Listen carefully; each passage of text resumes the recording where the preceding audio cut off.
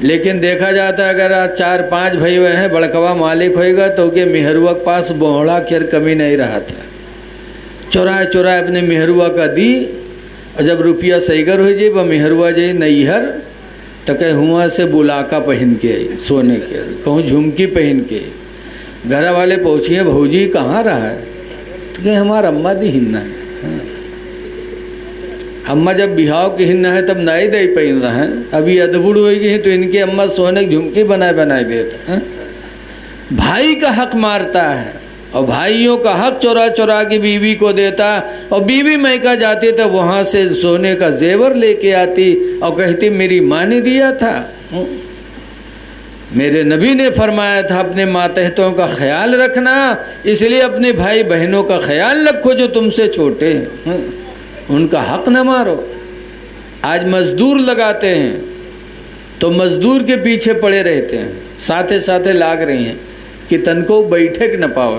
ارے تم ذرا سوچو، انسانیت پیدا کرو کہ کاش اگر وہ بڑا ہوتا تم سے، تم مزدور ہوتے، تم غریب ہوتے اور تم مزدوری کرتے، تب تم پر کتنی مصیبت آتی ہیں۔ تو دوسرے کی مصیبت اپنی مصیبت سمجھو، مزدور کے پیچھے نہ پڑو، اس کے اوپر چھوڑ دو، اس کی تعریف کرتے رہو تو انشاءاللہ تمہارا کام بھی زیادہ کرے گا، اور جب ان پر رحم کرو گے تو اللہ تمہارے کام میں وہ برکت دے گا جو 10 دن میں ہونے والا تھا وہ 5 ہی دن میں اللہ مکمل فرما دے گا۔ برکت دینے والا خدا ہے، اس لیے اپنے ماتحتوں کا خیال رکھو، کسی پر ظلم نہ کرو۔ تم رحمت للعالمین کی امتی ہو، رحم کرو۔ میرے نبی نے بھی رحم فرمایا ہے۔ تو 2 چیزوں کا خیال رکھو، نماز اور ماتحتوں پر ظلم نہ ہونے پائے۔ نماز ایک ایسی عبادت ہے کہ جس سے انسان دنیا میں بھی کامیاب، آخرت میں بھی کامیاب۔ لیکن بڑا افسوس ہوتا ہے کہ جب مسلمان کہیں بھیک مانگتے ہوئے نظر آتا ہے۔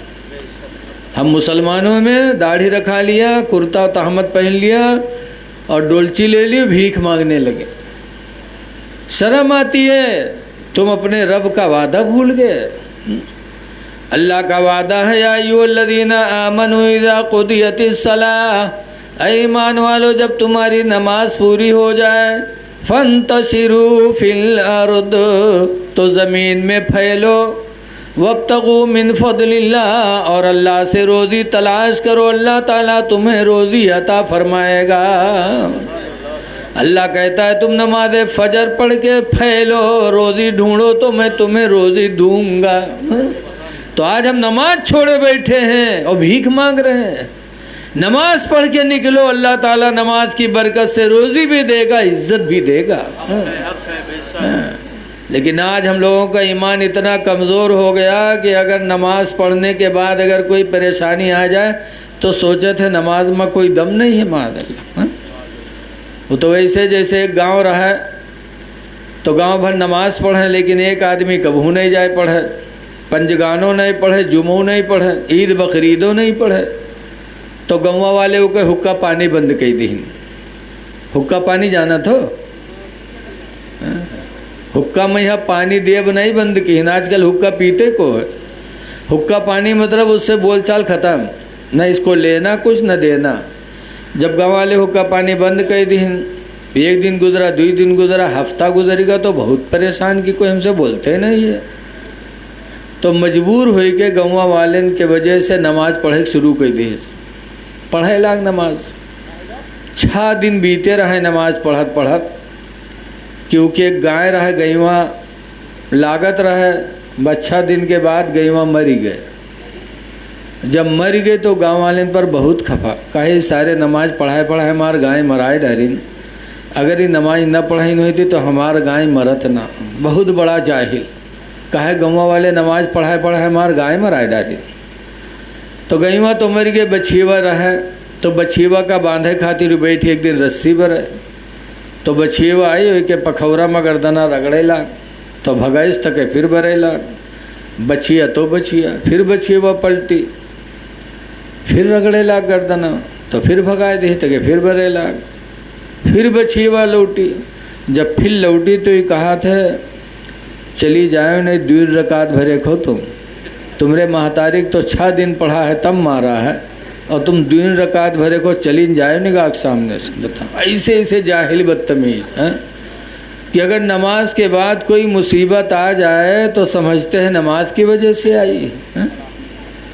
इंसान जब सही रास्ते पर चलता है तो उसकी आजमाइशें बहुत होती हैं, और उन आजमाइशों में, इम्तिहान में अगर इंसान घबराया नहीं, सब्र कर ले गया तो अल्लाह फिर उसके दर्जात को बुलंद कर देता है। हज़रत यूसुफ अलैहिस्सलाम की ज़िंदगी हमारे तुम्हारे लिए नमूने अमल है। हज़रत यूसुफ अलैहिस्सलाम नबी थे, लेकिन उनके भाइयों ने मार कर कुएं में डाल दिया था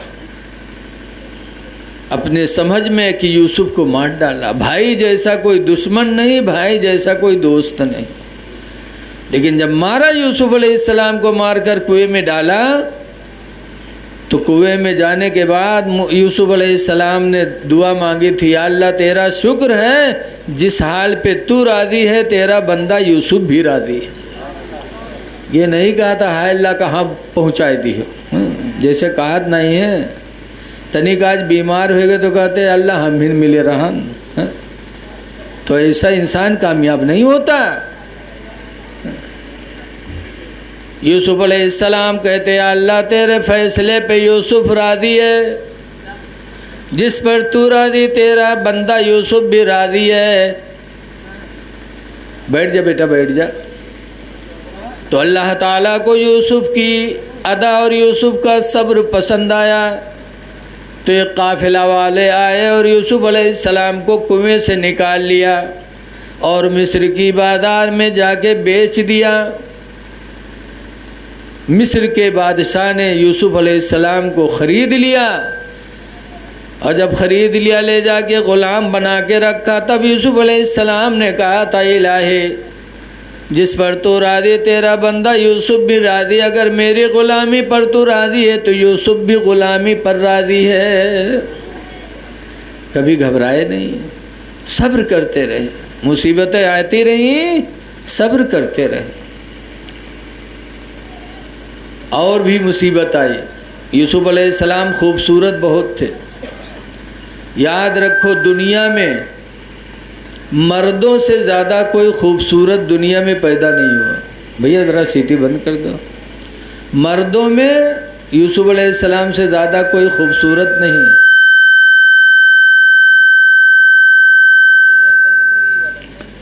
ये माइक चालू तो नहीं। और औरतों में सबसे ज़्यादा खूबसूरत दुनिया में अल्लाह ने किस औरत को बनाया? आप लोग सोचते हो बम्बई की हीरोइनी हुई हैं ना, एक नबी हैं हज़रत इब्राहीम अलैहिस्सलाम, उनकी बीवी सारा अलैहिस्सलाम। सारा से ज़्यादा औरतों में कोई खूबसूरत नहीं, और मर्दों में यूसुफ से ज़्यादा कोई खूबसूरत नहीं। जब यूसुफ अलैहिस्सलाम बादशाह के महल में पहुँचे, हुस्न लाजवाब था यूसुफ का, तो बादशाह की बीवी जुलेखा रहें।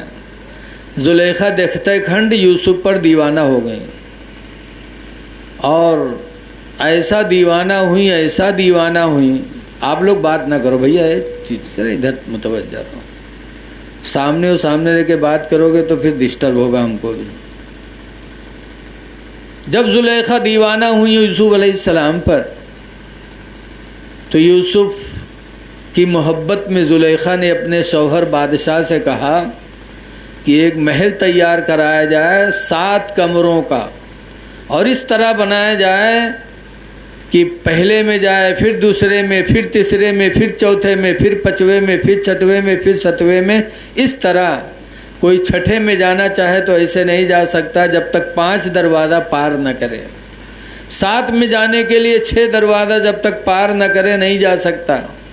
जुलेखा ने अपने शौहर से कहा, शौहर ने हुक्म दे दिया, बादशाह थे, 7 कमरों का महल बन गया। जब बन गया तब जुलेखा یوسف علیہ السلام سے کہتی ہیں یوسف میرے ساتھ محل میں چلو.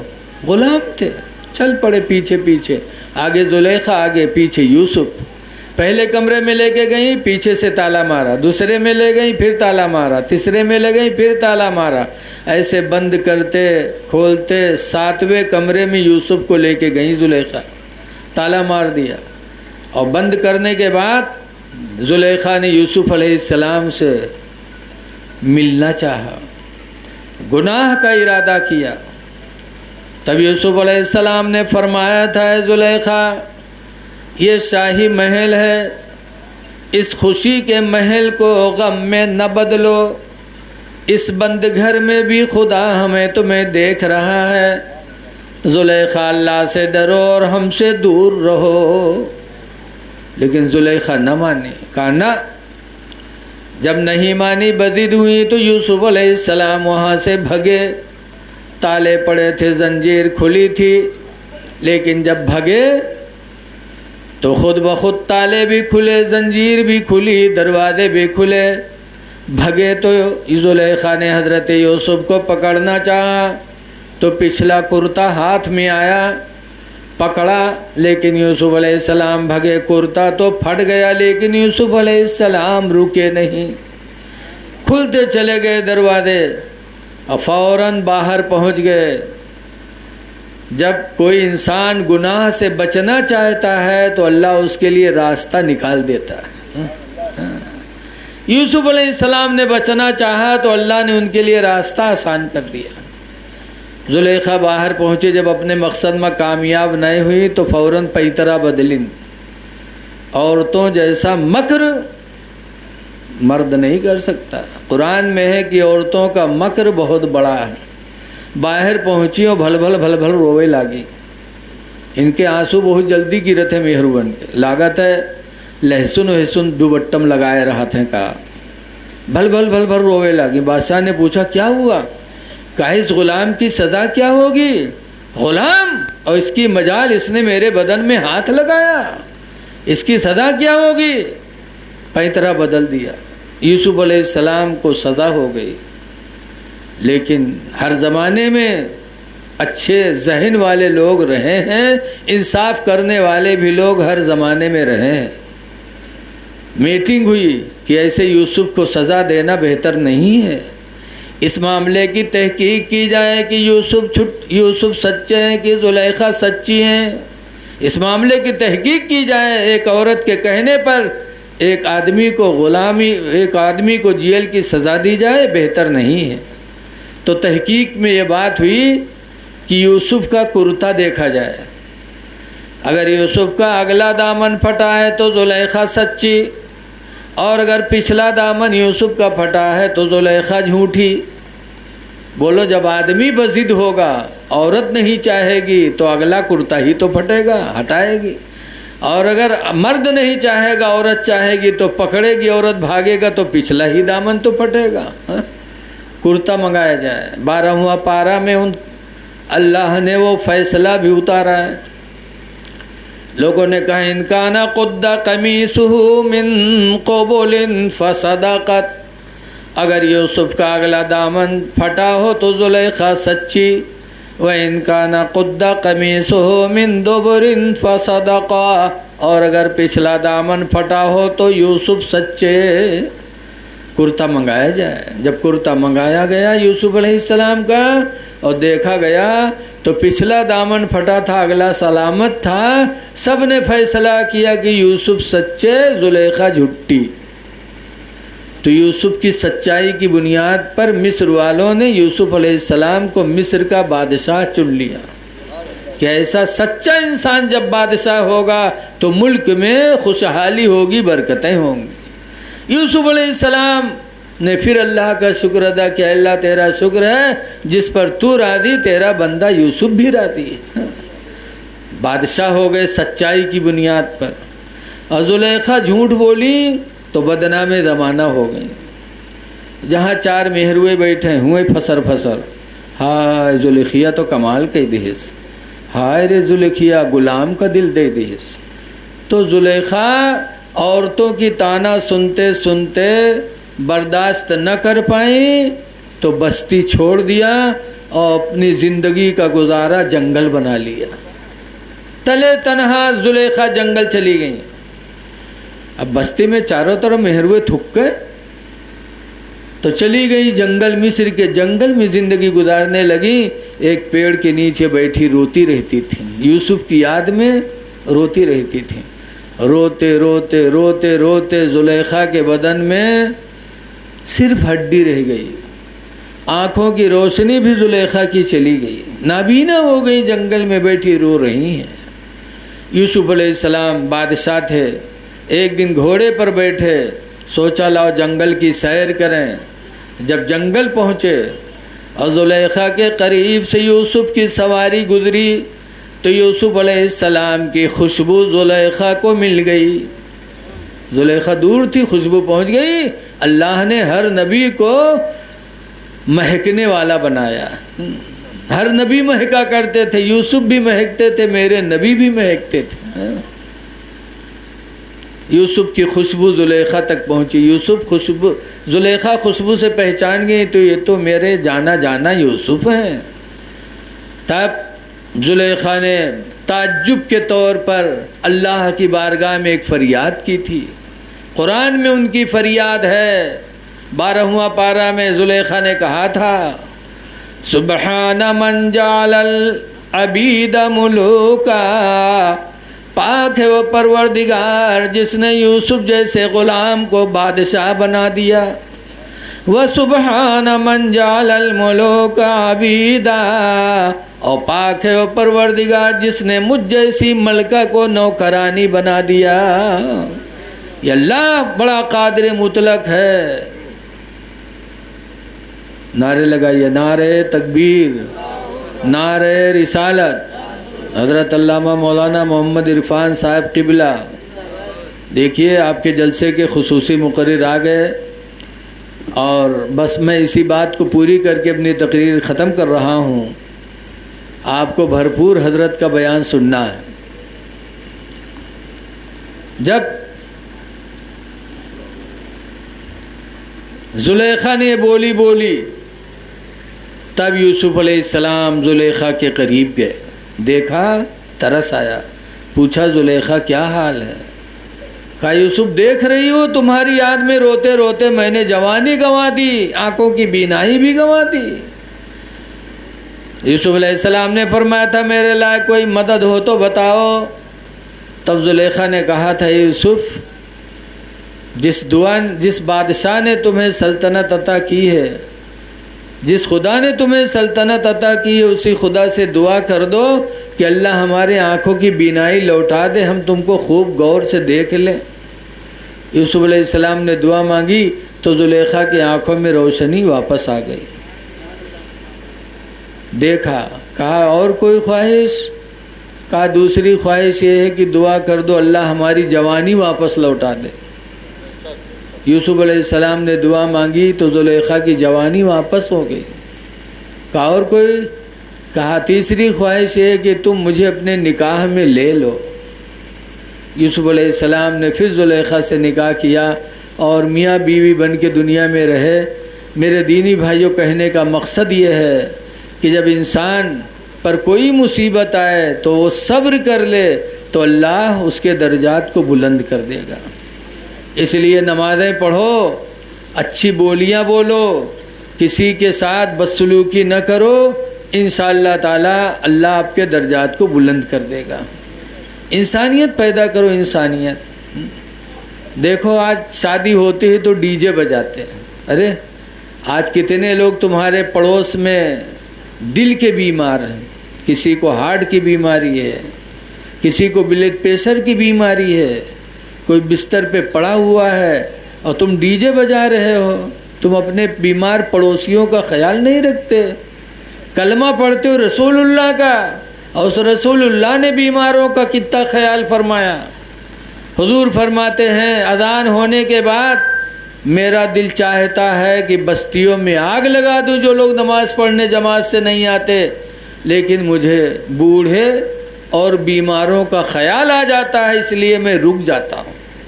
نبی نے بیماروں کا اتنا خیال کیا اور تم ان کے کلمہ پڑھنے والے ڈی جے لگا رہے ہو، بلڈ پریشر اور ہارٹ کے بیماروں پر تم ظلم کر رہے ہو۔